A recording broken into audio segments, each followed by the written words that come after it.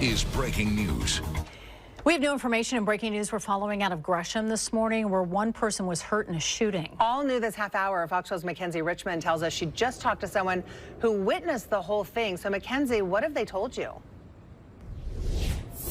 Yeah, well, we just spoke with a couple, actually, who lives at the apartment complex here in Gresham at Southwest Pleasant View Drive and 14th.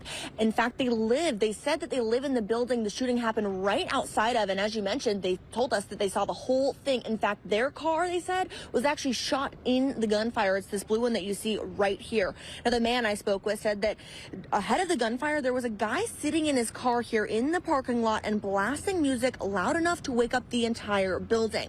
Now, because of that disturbance in the middle of the night, he said that a woman who was also inside the building walked out to ask the man who was in the car to shut off the music or at least turn it down. But rather than agreeing to the request, the man in the car decided to pick a fight with her. Now, at that point, the neighbor we spoke with said that he saw the woman's boyfriend come outside of the complex to check on her and check on the commotion. And that's when the neighbor says that he saw the man in the car pull out a gun and shoot. Now, at this point, we don't know which individual was hit in the gunfire and taken to the hospital, but police have confirmed with us that one person was hurt. It's also unclear what the shooter's relation is to the apartment complex, whether he lived here or was just visiting.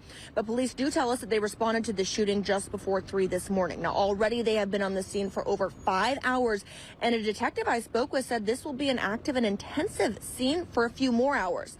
While they go door to door at this apartment complex to speak with neighbors and potential witnesses, like the neighbor that I spoke with. Now, the detective also mentioned that they are trying to collect footage, actually, of what exactly happened. Now, there are still a number of units left here on the scene, blocking off the scene and investigating what exactly unfolded here. But in the meantime, police are asking anyone with information to call their tip line, the Gresham Police tip line, so that they can try and piece this together as soon as possible.